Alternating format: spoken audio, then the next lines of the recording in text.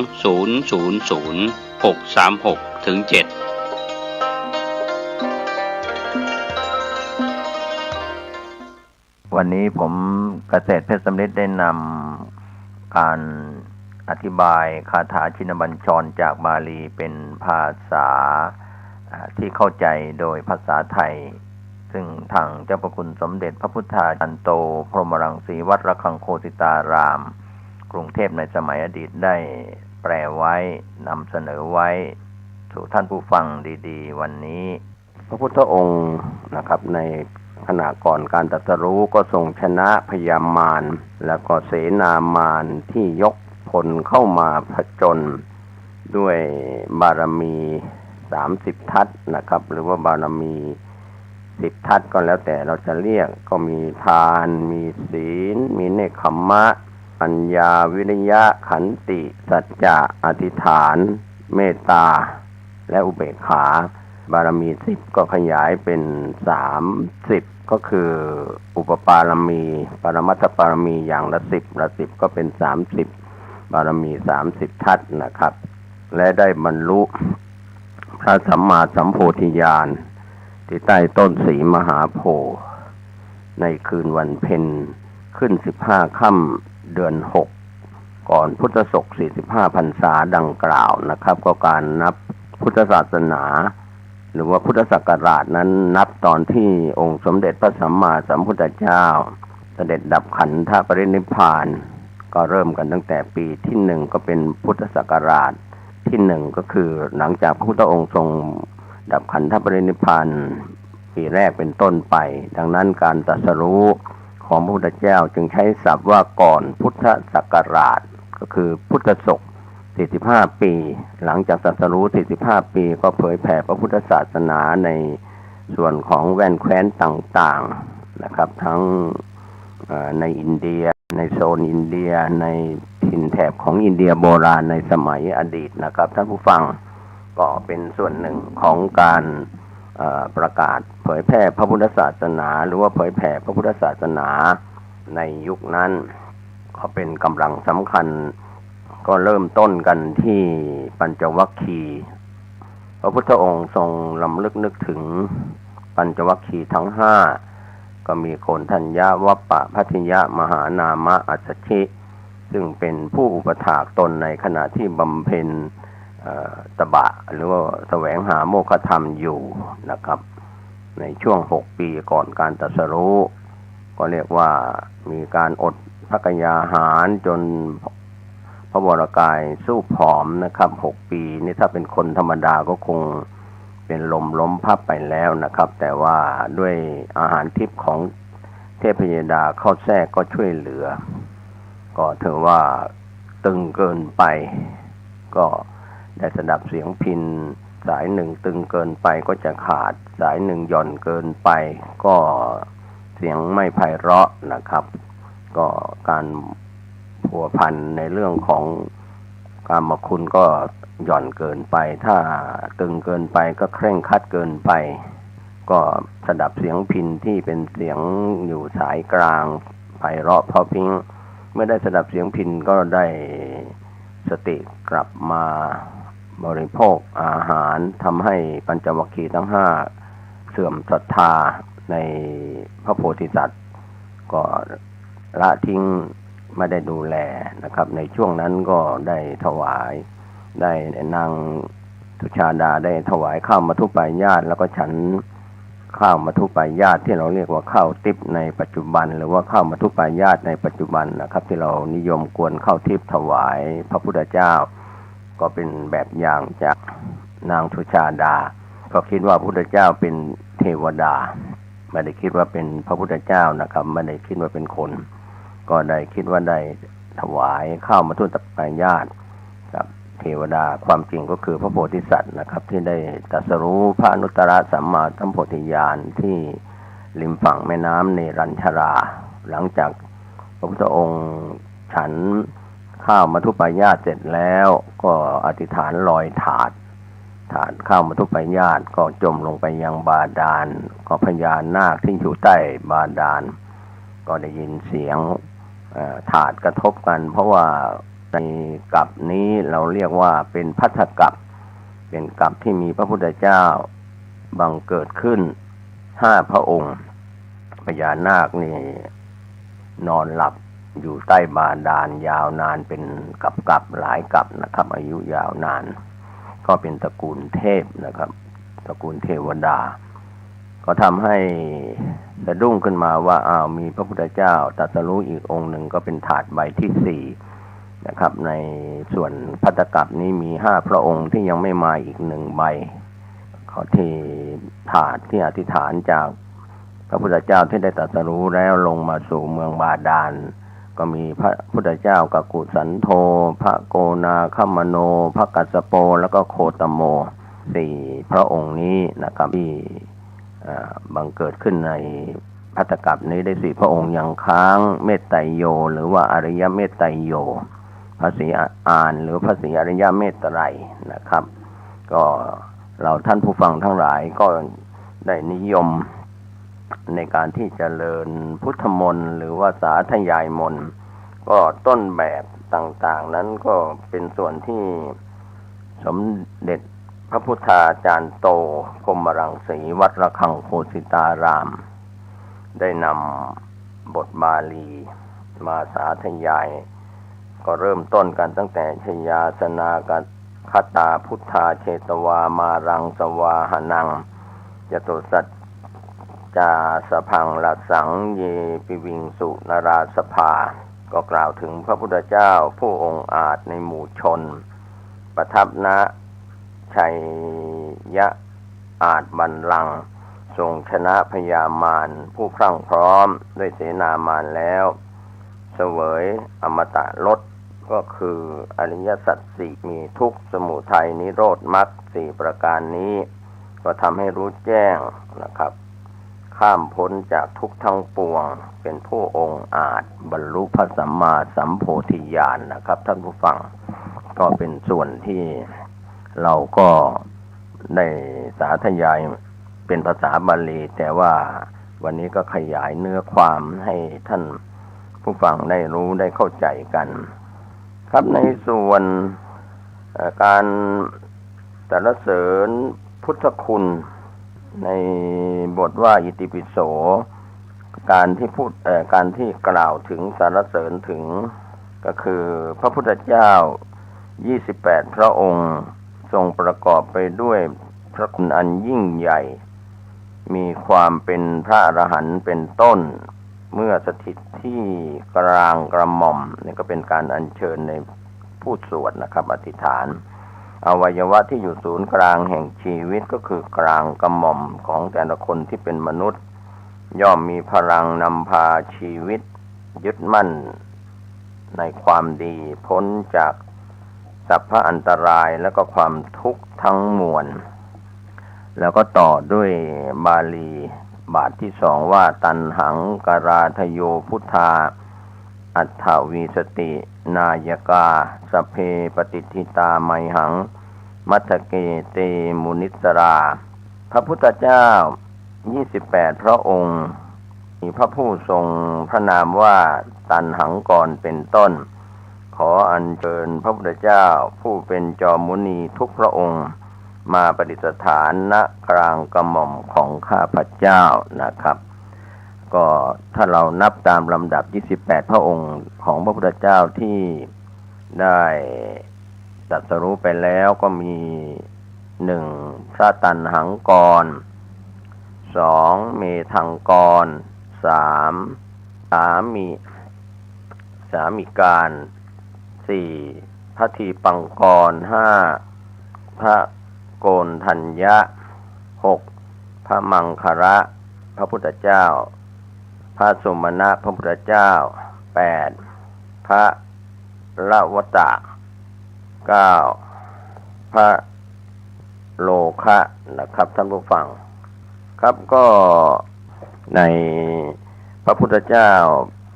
28 พระองค์ก็ครับขออนุญาตนำเล่าใหม่นะครับท่านผู้ฟังอาจจะฟังไม่ทันพระพุทธเจ้าองค์ที่1พระตัณหังกรรูปที่2พระเมธังกร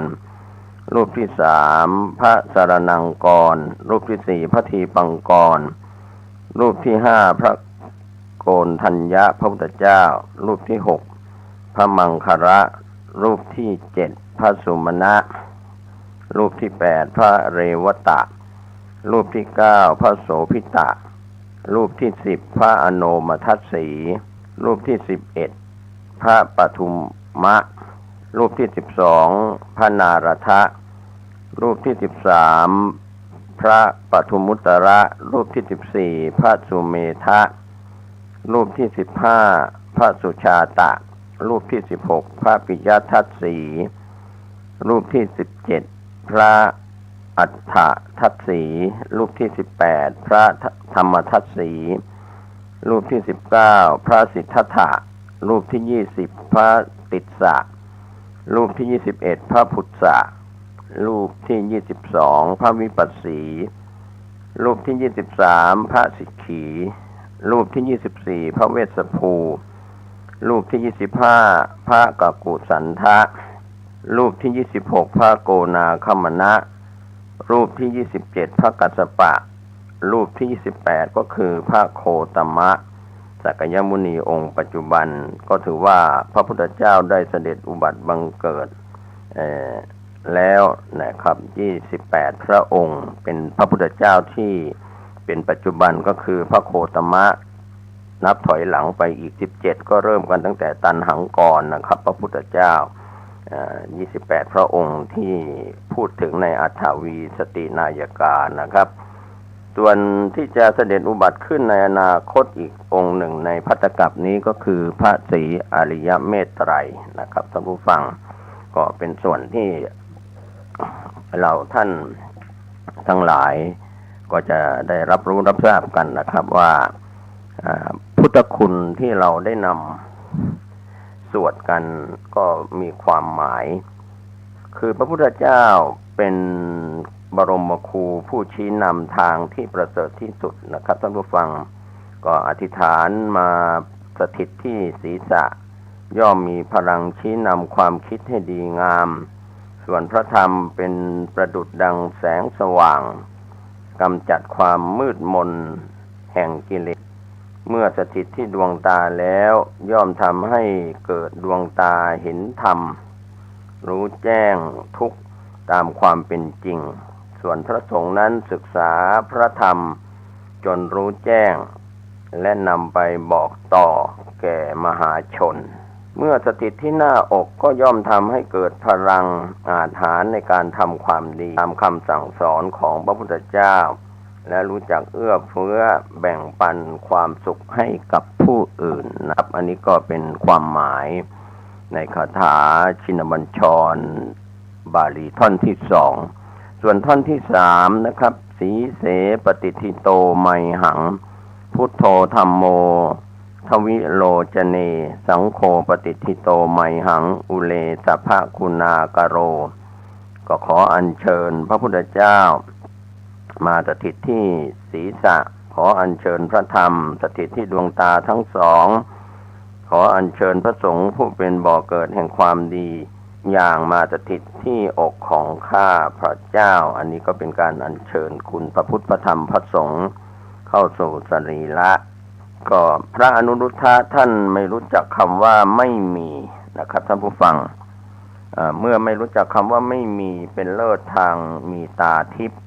เมื่อสถิตที่หัวใจย่อมทำให้หัวใจสูบฉีดเลือดไปหล่อเลี้ยงทุกส่วนของร่างกายได้เป็นอย่างดีไม่มีโรคภัยส่วนพระสารีบุตรพระอักษาวกเบื้องขวามีปัญญาเป็นเลิศเมื่อสถิตที่กายเบื้องขวาย่อมทำให้มีพลังปัญญาพระอัญญาโกณทัญญะพระสาวกรูปแรกในพระพุทธศาสนาก็เป็นเลิศทางรัตตัญญูได้บวชก่อนรู้ราตรีนานเรียกว่ามีประสบการณ์เมื่อสถิตที่กายเบื้องหลังย่อมทำให้ได้รับคำแนะนำที่ดีมีกำลังเกื้อหนุนพระมหาโมคคัลลานะพระอักษาวกเบื้องซ้ายมีฤทธิ์มากเมื่อสถิตที่กายเบื้องซ้ายย่อมทำให้ มีจินตนาการที่ดีมีความคิดสร้างสรรค์นะครับส่วนความหมายของคาถาชินบัญชรบาทที่สี่หาทะเยเมอนุรุตโธสารีปุตโตจาทัคคิเนโกนทัญโยปิทิภาคัสมิงโมคลานะโนจะวามเกขอพระอนุรุทธะ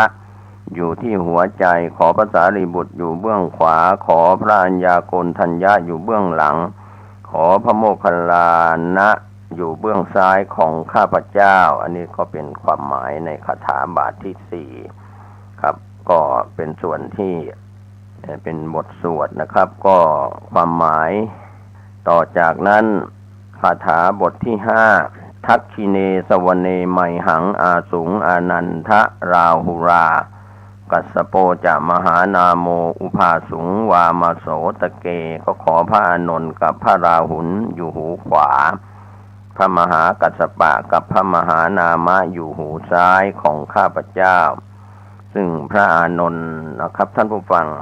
ท่านมีความจำเป็นเลิศสามารถจดจำธรรมที่พระพุทธเจ้าแสดงให้ฟังได้ทั้งหมดพระราหุลได้รับยกย่องว่าใฝ่ต่อการศึกษาพระมหากัสสปะได้ชื่อว่าเป็นผู้รับโอวาทโดยเบื้องขวาคือรับฟังโอวาทเช่นใดก็ปฏิบัติตามอย่างเคร่งครัดส่วนพระมหานามะท่านสามารถฟังอนัตตลกนัสสูตร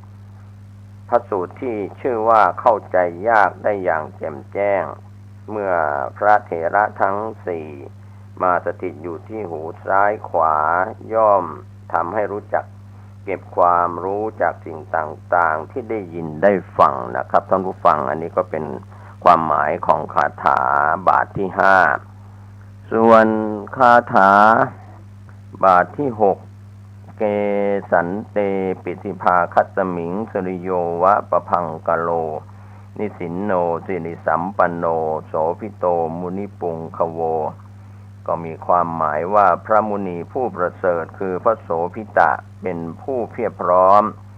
ด้วยสิริอันเรืองรองดังพระอาทิตย์ทอแสงอยู่ที่เส้นผมตลอดทุกเส้นทั้งข้างหน้าและข้างหลังของข้าพเจ้าครับพระโสภิตะนั้นท่านเป็นผู้ชำนาญการระลึกชาติยิ่งกว่าสาวกรูปอื่นเมื่อสถิตที่เส้นผมย่อมทำให้มีสติระลึกถึงเรื่องราวในอดีตได้ดีและชื่อของท่านก็มีความหมายว่างามรุ่งเรืองเมื่อสถิตที่เส้นผมย่อมทำให้เส้นผมเงางามช่วยให้ใบหน้าผ่องใสเป็นสีสง่าแก่ผู้พบเห็นนะครับอันนี้ก็เป็นความหมายของคาถาบาทที่หกส่วนคาถาบาทที่เจ็ดกุมารกัสสโปเถโรมเหสีจิตตวาทโกโสไมหังวัฒเนนิจจังปฏิฐาสิคุณากโรขอพระกุมารกัสสปะเถระผู้แสวงบุญที่ยิ่งใหญ่ผู้เป็นบ่อเกิดคุณความดีมีวาจาไพเราะนุ่มนวลชวนฟังประดิษฐานที่ปากของข้าพเจ้าเป็นประจำพระกุมารกัสสปะได้รับการยกย่องจากพระพุทธเจ้าว่าเป็นผู้มีวาจาไพเราะนุ่มนวลชวนฟังการอาราธนาท่านมาสถิตที่ปากย่อมทำให้มีคำพูดที่อ่อนหวานเจรจาไพเราะซุ้มเสียงนุ่มนวลชวนฟังนะครับท่านผู้ฟังอันนี้ก็เป็นการอัญเชิญบุญบารมีของพระสาวกคาถาบาทที่แปดปุณโนอังคุลิมาโลจาอุปาลีนันทสีวลีเถราปัญจอิเมชาตานาลาเตติลกามะมะพระเถระทั้งห้าองค์นี้คือพระปุณณะพระองคุลิมานพระอุบาลีพระนันทะและก็พระศรีวลีจงปรากฏเป็นกระแจจุลเจิมที่หน้าผากของข้าพเจ้าก็คือพระปุณณะท่านได้รับยกย่องว่าเป็นยอดแห่งนักเทศสอนผู้อื่นอย่างไรก็ปฏิบัติตนตามที่สอนพระองคุลิมานพระเถระที่ได้ชื่อว่ามีพลังอำนาจข่มศัตรูหมู่มารให้เกรงขามพระอุบาลี มีความเป็นเลิศทางทรงจำพระวินัยพระนันทะเป็นผู้เลิศด้านการสำรวมตาหูจมูกลิ้นกายใจได้เป็นอย่างเถระผู้ได้รับการยกย่องว่าเป็นเทพเจ้าแห่งโชคลาภเมื่ออาราธนาพระเถระทั้งห้ามาสถิตที่หน้าผากย่อมทำให้โง่เฮงดีเป็นที่ไหลรวมแห่งสิริมงคลทุกประการนะครับส่วนคาถาบาทที่8เสสาสีติมหาเถราวิชิตาชินะสาวกาเอตาสีติมหาเถราชิตะวันโตชิโนรสาชรันตาศีลเตเชนะอังคมังเคสุสันทิตาพระมหาเถระที่เหลือจากที่เอ่ยนามมาแล้วเป็นผู้ชนะแล้วเป็นสาวกของพระพุทธเจ้าผู้ทรงชัยพระมหาเถระทั้งหลายเหล่านั้นนับเป็นผู้มีชัยและเป็นโอรสของพระพุทธเจ้าผู้ทรงชัยเป็นผู้รุ่งเรืองอยู่ด้วยเดชแห่งศีลขอจงประดิษฐานที่อวัยวะน้อยใหญ่ทั้งหลายพระสาวกของพระพุทธเจ้าที่นับว่าเป็นพระสาวกผู้ใหญ่มีทั้งหมด80รูปที่เราเรียกว่าอสีติมหาเถระพระสาวกที่ได้อาราธนามาสถิตที่ร่างกายแล้วนั้นมีทั้งหมด15องค์ยังเหลืออีก65องค์ที่ยังไม่ได้อาราธนามาในคาถานี้ก็ขออาราธนาพระมหาสาวก65องค์ที่เหลือล้วนแต่เป็นพระอรหันต์มาสถิตที่อวัยวะน้อยใหญ่เพื่อป้องกันอันตรายที่จะบังเกิดขึ้นในอวัยวะนั้นนะครับส่วนบาทคาถาที่10รัตนังปุระโตอาสิทักขิเนเมตตสุตกังชักขังปัจฉโตอาสวามีอังคุลิมารกังพระรัตนสูตรอยู่เบื้องหน้าพระเมตตาสูตรอยู่เบื้องขวาพระทัชชักขสูตรอยู่เบื้องหลังพระอังคุลิมารัปปลิตอยู่เบื้องซ้ายอันนี้ก็เป็นของรัตนสูตรบทสวดพรรณนาคุณและอานุภาพของพระรัตนตรัยมีอำนาจขับไล่พูดผีปีศาจขจัดปัดเป่าโรคภัยไข้เจ็บมาสถิตเบื้องหน้าเมตตาสูตรบทสวดพรรณนาคุณและอานุภาพแห่งเมตตาธรรมมีอานุภาพทำให้ผู้อื่นรักใคร่มาสถิตอยู่เบื้องขวาทัชชักขสูตรบทสวดว่าด้วยยอดธงคือพระรัตนตรัยก็มีอานุภาพขจัดความหวาดกลัวปลุกใจให้กล้าหาญมาสถิตที่เบื้องหลังอังคุลิมารัปปลิตบทสวดนี้เป็นสัจจวาจาของพระองคุลิมานผู้มีอานุภาพระงับความรุ่มร้อนในร่างกายและจิตใจให้สงบเย็นมาสถิตที่เบื้องซ้ายบาทคาถาที่11ขันธโมระปริตัญจาอาตานาติยสุตตกังอากาเสติฉะทนังอาสิเสสาปาการสันทิตาพระขันธปริตพระโมระปริตและพระอาตานาติยสูตรขอให้มาเป็นเครื่องกางกั้นดุจหลังคาบนนภาอากาศขอพระสูตรที่เหลือมาตั้งเป็นดุจกำแพงป้องกันขันธปริตนั้นเป็นมนต์คาถาที่พระพุทธเจ้าประทานให้กับภิกษุใช้ตรวจป้องกันอันตรายจากสัตว์มีพิษต่างๆโมระปริตเป็นมนต์คาถาที่พระโพธิสัตว์เมื่อครั้งเสวยพระชาติเป็นนกยูงใช้ภาวนาป้องกันศัตรูที่มุ่งร้ายมีอานุภาพในการคุ้มครองให้ปลอดภัยเมื่อออกจากบ้านสถานที่อยู่อาตานาปติยสูตรบทสวดนี้ท้าวเวสสุวรรณทูลถวายแด่พระพุทธเจ้าเพื่อประทานให้พุทธบริษัทสวดป้องกันตนเองจากพวกยักษ์พูดผีปีศาจในที่ต่างๆคาถาบาทที่12ชินานาวรสังยุตาสัตตปาการรังกตาวาตะปิตาทิสัญชาตาพาหิรัชตุปัตถวาขอพระอาณาคืออำนาจของพระพุทธเจ้าผู้ทรงชัยอันประกอบด้วยพระคุณอันประเสริฐมาประดับเป็นกำแพง7 ชั้นคุ้มครองข้าพเจ้าจากอันตรายภายนอกมีโรคที่เกิดจากลมเป็นต้น และอันตรายภายในมีโรคที่เกิดจากดีกำเริบเป็นต้น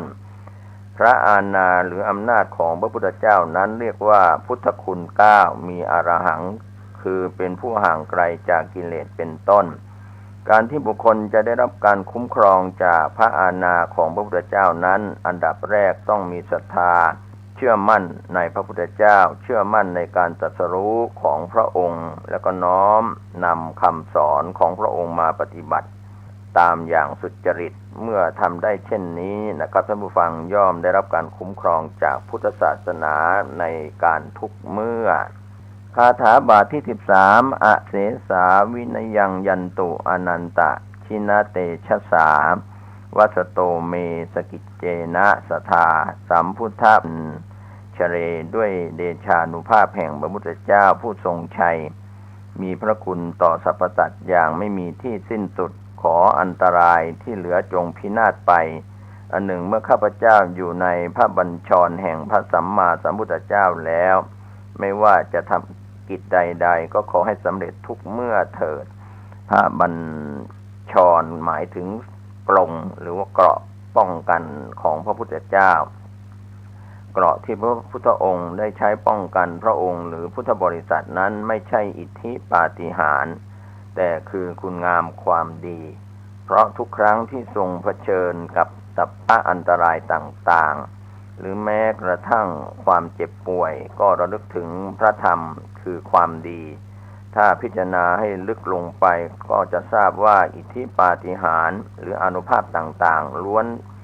แล้วแต่เกิดจากอำนาจแห่งความดีของพระองค์ทั้งสิ้นนะครับคาถาบาทที่14ชินะปัญชระมัชชัมหิวิหารันตังมหิตะเลสทาปาเลนตุมังสัพ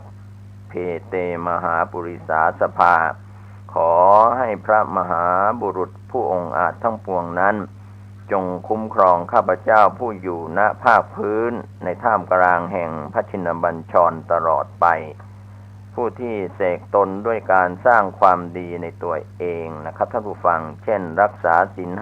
5มีเมตตาต่อสรรพสัตว์ไม่เบียดเบียนคนอื่นสวดมนต์เจริญภาวนาเหล่านี้เป็นต้นย่อมเป็นผู้องค์อาจกล้าหาญในหมู่ชนปราศจากศัตรูแล้วก็รอดพ้นจากอันตรายเช่นพระพุทธเจ้าทุกๆพระองค์ที่ทรงปลุกเสกพระองค์ด้วยธรรมบารมีทานบารมีเป็นต้นก็ทรงอาจหาญยิ่งกว่าผู้ใดในโลกทั้ง3ก็คือสวรรค์มนุษย์และก็นรกคาถาบาทที่15อิเจวมันโตสุขโตสุรโขชินานุภาเวนะชิสุปัตถโวธัมมานุภาเวนะชิตาลิสังโฆสังฆานุภาเวนะชิตันตรายโยสัทธัมมานุภาวะปาริโตจารามิชินะปัญชเรตินะครับเมื่อได้สวดพระคาถาชินบัญชรจบลงแล้วผู้สวดพึงรำลึกอยู่เสมอว่าบัดนี้ทุกส่วนของร่างกายเรามีพระพุทธเจ้าพระธรรมพระอริยสงฆ์มาประดิษฐานติดตัวไว้แล้วจะกระทำสิ่งใดไม่ว่าจะเป็นทางกายทางวาจาทางความคิดทางใดก็พึงให้เป็นไปในทางที่ดีที่ถูกที่ควรมีสติไม่ทำความชั่วแม้เล็กน้อยจำไว้เสมอว่าสิริมงคลความดีงามหรืออานุภาพต่างๆจะเกิดขึ้นแก่คนผู้ประกอบความดีเท่านั้นเพราะหากแม้สวดพระคาถาชินบัญชรจบแล้วแต่ไม่ประกอบกรรมดีก็ไม่อาจจะได้รับการคุ้มครองได้เลยนะครับท่านผู้ฟังอันนี้ก็เป็นส่วนที่เราได้พูดถึง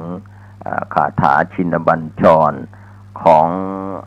สมเด็จพระพุทธาจารย์โตพรหมรังสีนะครับถือว่าเป็นการสวดกันเป็นประจำวันครับก็ในส่วนนักพูดนักแสดงก่อนพูดก่อนแสดงก็ให้ภาวนานะครับสำหรับ